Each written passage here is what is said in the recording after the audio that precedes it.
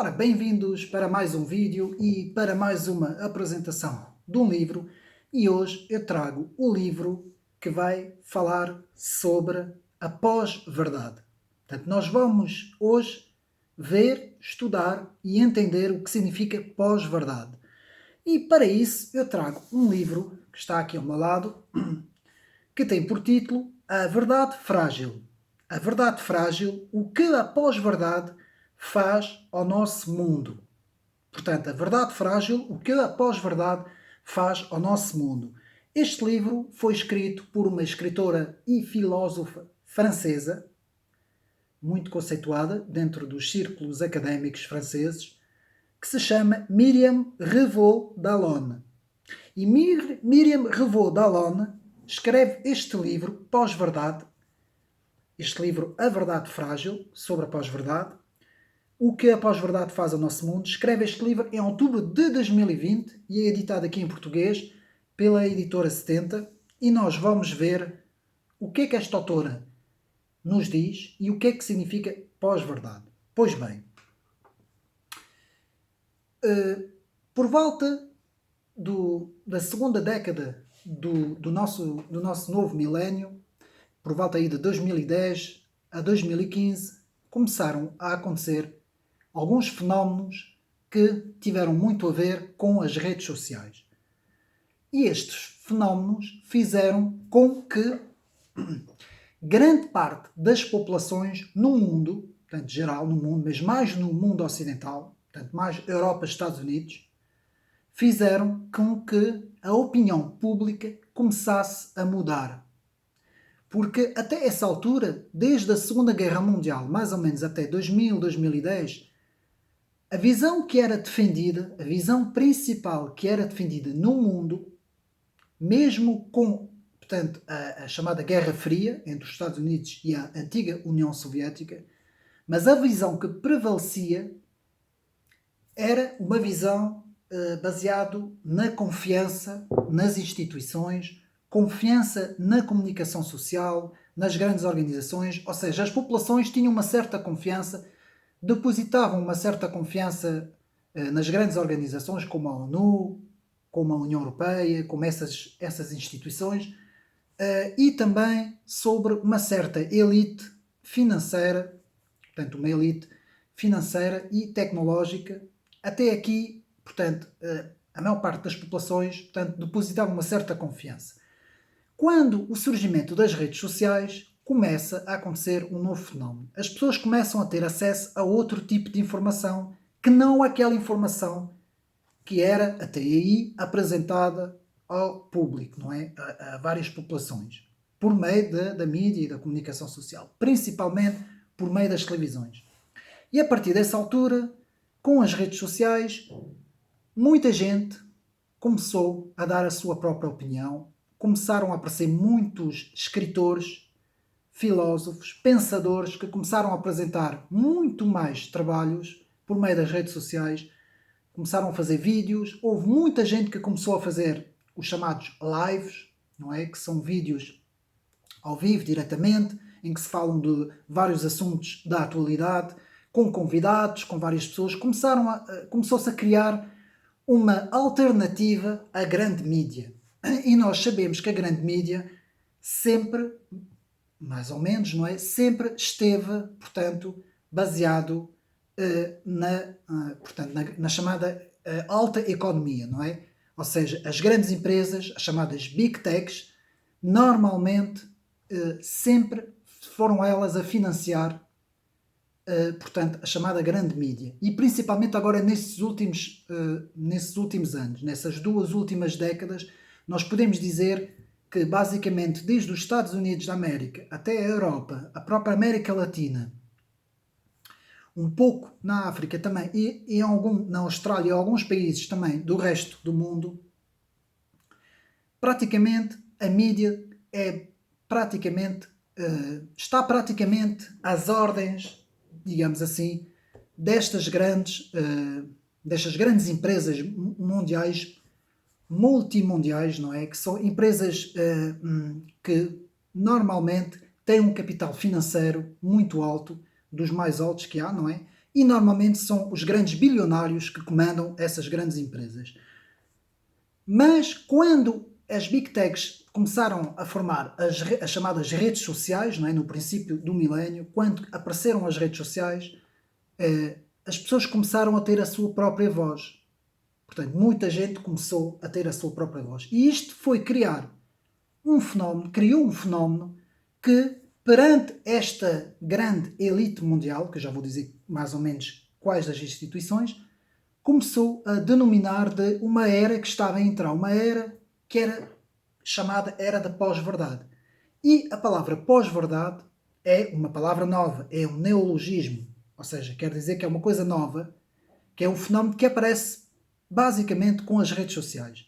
Porquê? Porque muita gente começou a contestar a ideia principal. Então, nós temos uma visão do mundo. Isto é importante explicarmos isso antes de irmos ao livro. Portanto, há uma visão do mundo, uma certa visão do mundo, uma certa ideia do mundo, que é o mundo globalista, com uma ideologia globalista. Porque a globalização sempre existiu e não confundir a globalização com a ideologia globalista. Globalização, troca comercial no mundo por meio de todas as nações. A ideia globalista não, é a ideia de unificação de todas as nações no mundo numa supernação. Que é esta que é a grande ideia que está por trás da ideia globalista. E essa ideia globalista representa uma verdade.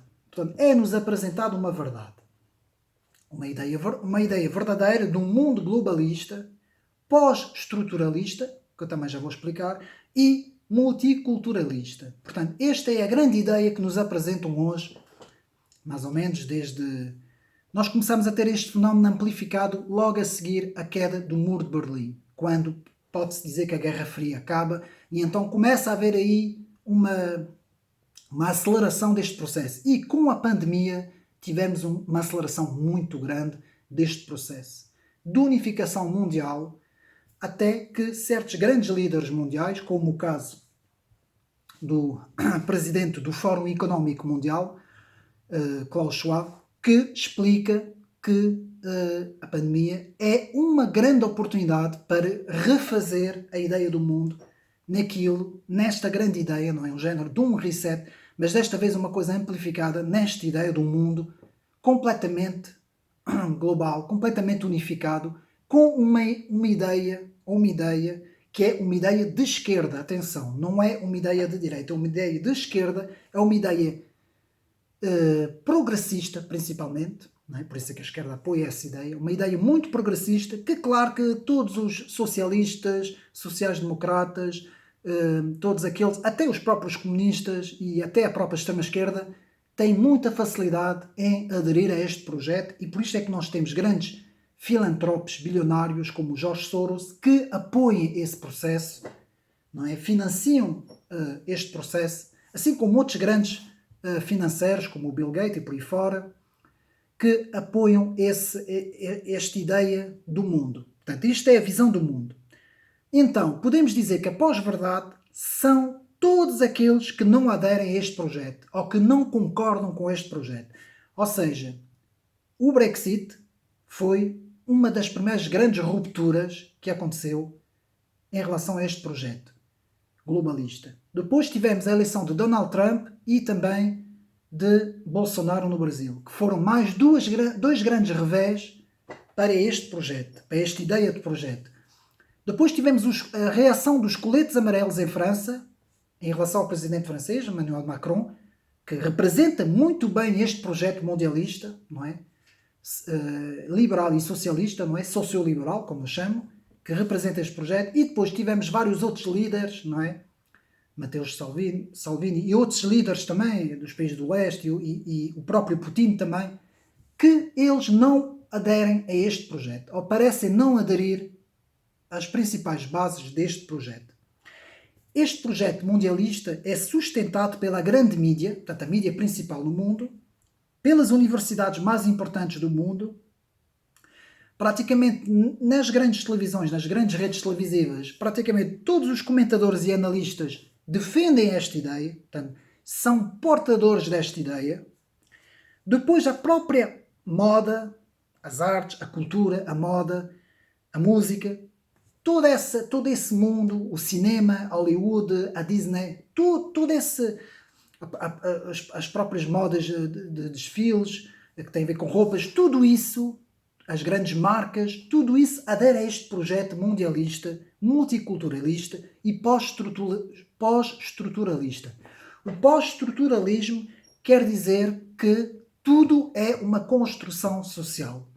Tudo. O homem é uma construção social, a sociedade é uma construção social, toda e qualquer ideia que se tenha, desde a religião, a cultura, tudo é uma construção social. Portanto, esta é a grande base desta ideia mundialista, principalmente progressista, de esquerda, e todos aqueles que não aderem a este projeto vão fazer parte daquilo que estes autores, portanto, que esses estudiosos das ideias e filósofos denominam de pós-verdade. E é exatamente isto que esta autora nos fala, Miriam Dallon, que nos diz que o Brexit, Donald Trump, Bolsonaro, os coletes amarelos, toda essa gente, todos os povos que não aderem, nós aqui em Portugal temos o fenómeno de, portanto, André Ventura, não é? Do Chega, todos aqueles que não aderem a este projeto globalista, mundialista, progressista, estão na pós-verdade. E agora é que nós vamos agora dar um salto no livro e vamos ver o que é que significa pós-verdade.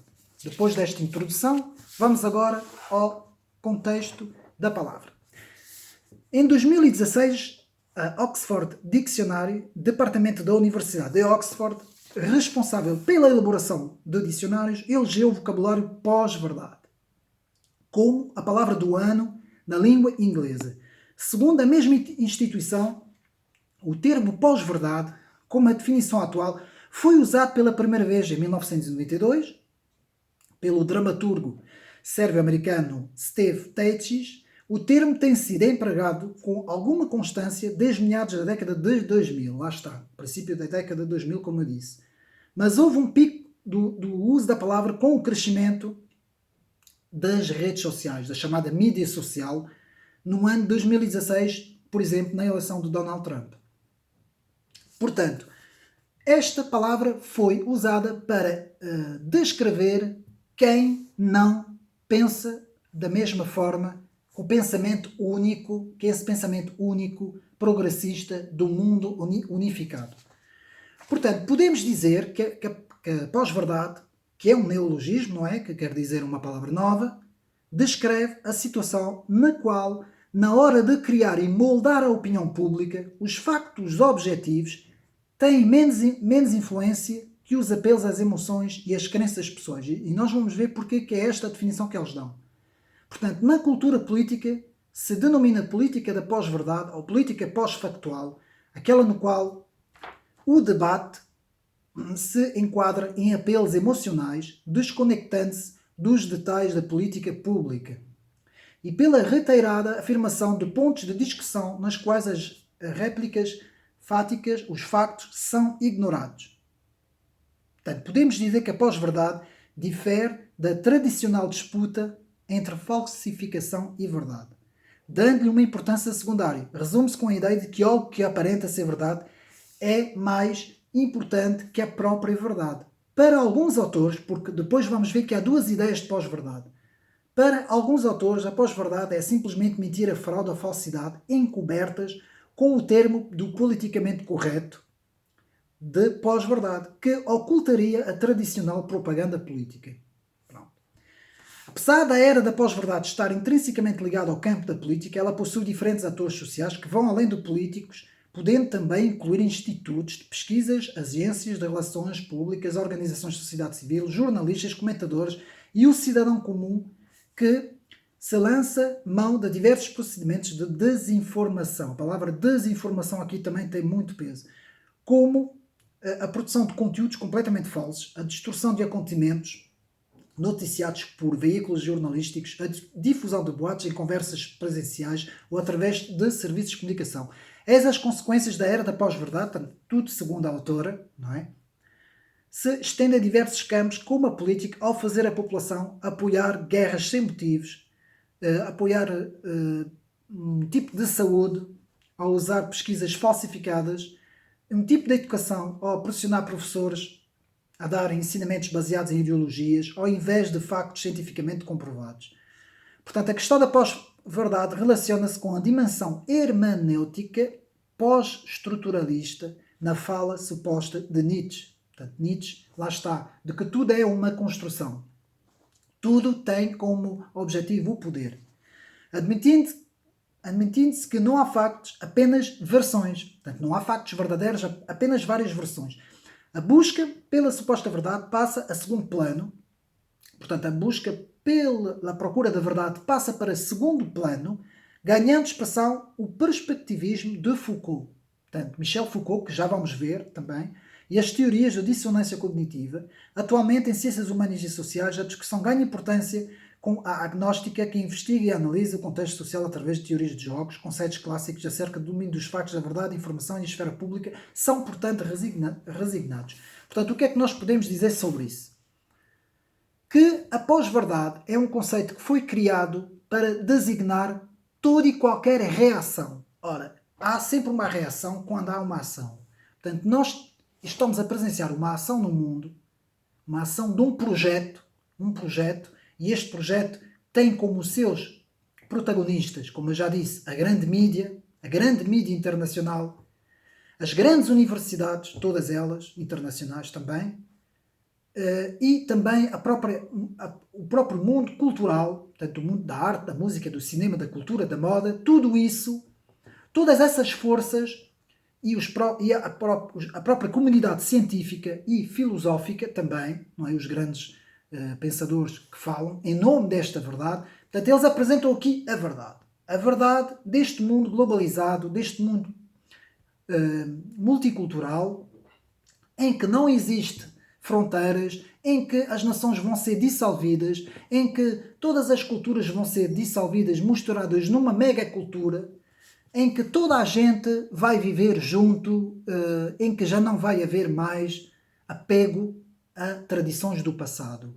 Portanto, identidades e tradições vão ser dissolvidas. Portanto, tudo isso, a própria história, não é?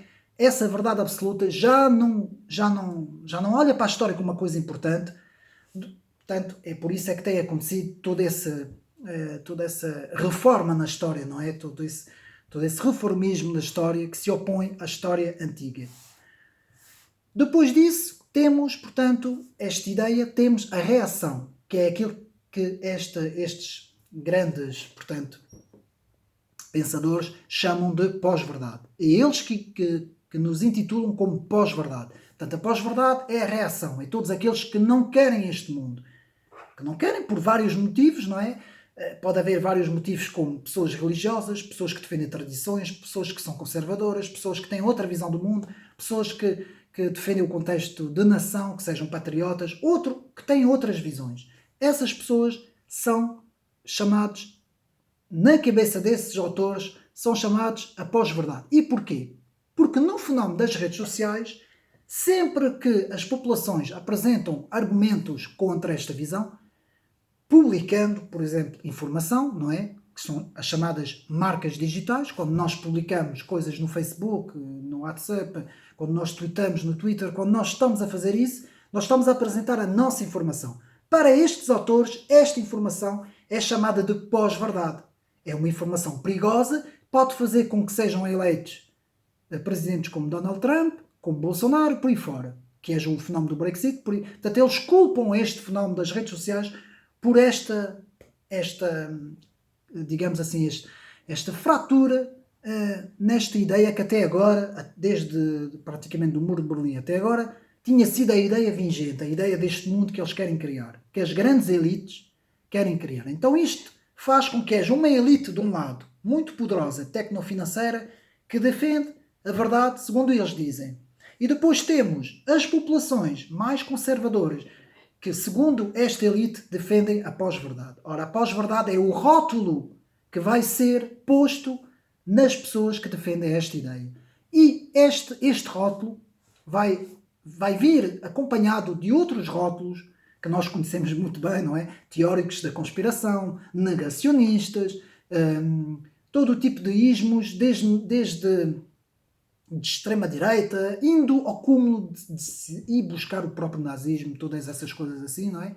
Tudo isso vai ser, portanto, apontado a todos aqueles que estão a criar uma reação e cada vez maior, que se diga de passagem, porque a cada dia que passa as redes sociais acrescentam-se pessoas nesta pós-verdade contra esta elite que nós estamos a ter, este fenómeno que nós estamos a ter. Depois de analisar mais ou menos por alto este fenómeno de pós-verdade, que eles chamam de pós-verdade, que está por trás da grande clivagem, que vamos chamar assim, a grande clivagem entre globalistas, se é que assim podemos dizer, e aqueles que defendem a nação, não é? Até podemos dizer nacionalistas, patriotas, não interessa. Estes dois grandes confrontos que vai fazer uns serem os defensores da verdade, do que é politicamente correto, e dos outros, aqueles que defendem a pós-verdade. Pois bem, onde começou este pensamento, onde começou esta clivagem, onde começou esta ruptura entre estas duas grandes ideias? Porque sempre existiu a ideia da esquerda e da direita, não é? Essas ideias políticas tradicionais que hoje praticamente perderam o seu sentido, perderam o seu peso. Ainda existem, mas perderam o seu peso. Isto começa com os chamados estruturalistas em França. Vão aparecer uns filósofos na segunda metade do século XX, alguns filósofos, Wittgenstein, que vai falar sobre a filosofia analítica, vamos ter Saussure, que vai ser um dos principais representantes do estruturalismo, que nos vão dizer que tudo é uma construção social. Há uma narrativa única, portanto, os estruturalistas ainda defendem essa narrativa única, esta metanarrativa única, mas, de facto, tudo é uma construção social. Depois vão aparecer 4 grandes filósofos que eu vou falar agora, que são os responsáveis de termos chegado a este conceito de pós-verdade, que vão criar aquilo que se denomina hoje por pós-modernismo. E é muito importante nós, a nível de estudos, na filosofia, estudarmos o conceito de pós-modernismo, que é uma reação ao modernismo.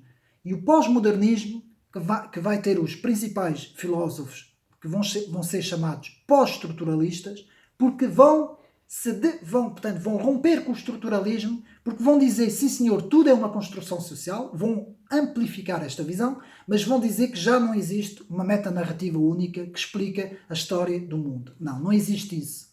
Tudo, a partir de agora, vão ser visões e interpretações. Portanto, cada um vai ter a sua interpretação.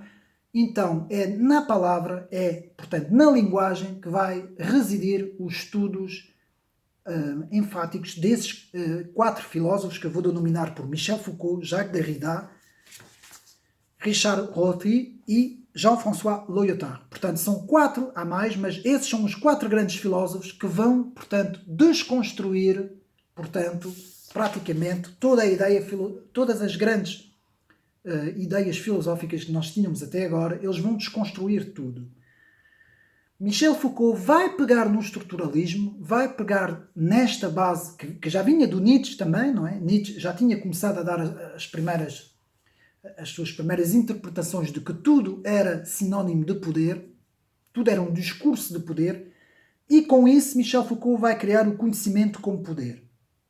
Ele vai rejeitar a verdade objetiva, todo o discurso é poder, vai rejeitar a antropologia e vai dizer que a história é uma ficção e uma construção social. Depois vamos ter Jacques Derrida, que vai falar da desconstrução do logocentrismo, aquilo que eu disse, a metanarrativa vai ser rejeitada, investida contra o logocentrismo, linguagem escrita, o logos.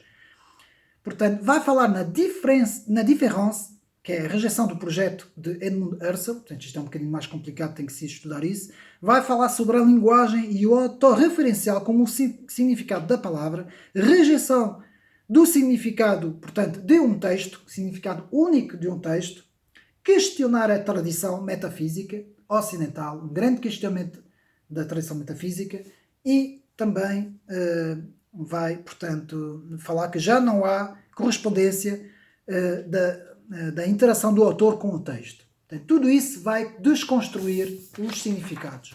Depois vamos ter Richard Rorty, que vai falar sobre esta mesma desconstrução, mas pondo um toque pragmático, portanto vai usar o pragmatismo, a filosofia pragmática, e vai falar de uma utopia pragmática, o novo pragmatismo.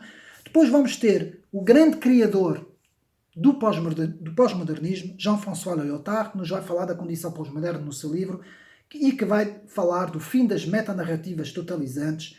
Os discursos são jogos de linguagens. Tudo isso, essa pós-modernidade, vai culminar na pós-modernidade, portanto, que é uma pós-modernidade que agora vai ser posta em prática, não é? E tudo isso vai culminar na pós-verdade. Ou seja, todos aqueles que se opõem a esta visão, que vêm desses filósofos franceses, que transitou para as universidades americanas e que formou a opinião pública das universidades americanas, que depois criou a opinião pública das grandes empresas tecnofinanceiras e transnacionais, todas essas ideias vão criar a chamada narrativa única, o mundo politicamente correto, o mundo progressista, este progressismo que diz que tudo é uma construção social, que agora está a enverdar para uma extrema esquerda muito perigosa, que está nos Estados Unidos neste momento, que é representado pela Kamala Harris e muito mais pessoas por trás, pelos Black Lives Matter e toda essa ideia que está a formar a ideologia wokeista, do woke, não é? A ideologia woke, que é uma ideologia extremista, que diz que já não há praticamente nada que tenha uma raiz pura. Não há tradições, não há identidades, tudo é construções sociais, e isto é muito perigoso, e todos aqueles que se opõem a isso são aqueles que criam a mentira. E por isso é que começaram, em todo o mundo, não foi só em Portugal, começaram a ser criados nas televisões alguns programas que nós aqui em Portugal temos o Polígrafo, não é? Por exemplo, como exemplo, começaram a ser criados em vários países no mundo, nos Estados Unidos também há, em França, em vários países, programas para poder rebater as redes sociais, porque segundo estes autores, eles dizem que nas redes sociais, as populações que estão nas redes sociais, os tais negacionistas, estão a criar o fenómeno da pós-verdade. Para eles, nós somos a pós-verdade. Para eles, somos a mentira. Eles é que são a verdade e nós é que são a mentira.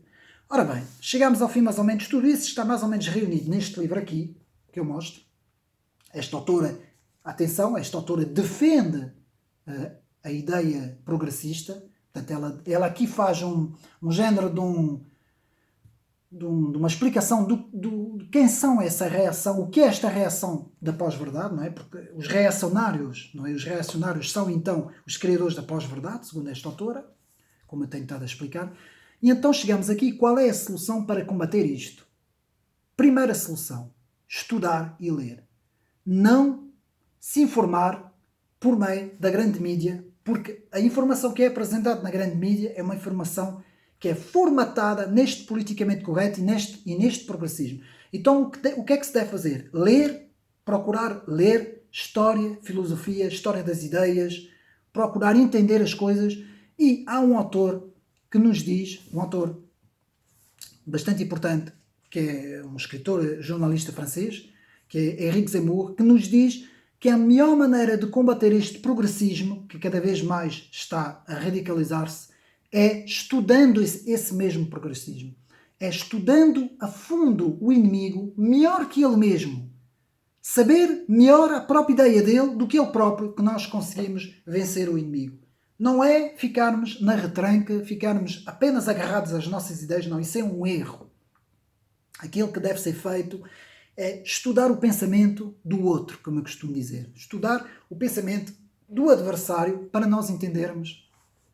E por isso há livros que explicam sobre a escola de Frankfurt, sobre os pós-estruturalistas, sobre os desconstrucionistas, sobre todos estes filósofos que eu falei, estudar a fundo sobre o estruturalismo em si, sobre a filosofia estruturalista.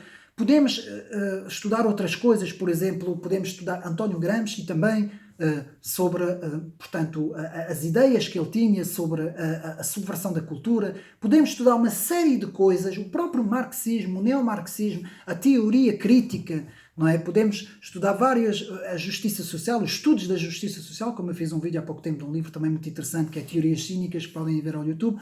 Temos que ler e estudar o adversário para entender o porquê que estamos a ter esta radicalização progressista que nós estamos a ter isso no mundo inteiro. E isto não está a ser acompanhado pelo público, antes pelo contrário, não está. As populações estão-se a radicalizar cada vez mais conservadoras e à direita, enquanto que a elite está-se a radicalizar cada vez mais, e uma certa extrema-esquerda cada vez mais progressista para uma ala da extrema-esquerda. Portanto, nós provavelmente entramos agora, estamos em 2021, vamos agora entrar nesta década até 2030 e isto vai se acelerar, as posições vão se extremar e pronto, vamos ver o que é que isto vai dar. A única coisa que eu digo é para nós estudarmos cada vez mais, estarmos de olho aberto, entendermos as coisas, procurarmos o conhecimento verdadeiro que está na história das ideias, na própria história em si, nas filosofias, nas ideias filosóficas e termos sempre uma base teológica, como no meu caso, não é uma base bíblica, uma base teológica, para nos dar as ferramentas suficientes para lutarmos contra este progressismo que nos acusa de sermos os portadores da pós-verdade. Espero que tenham gostado deste vídeo e até uma próxima.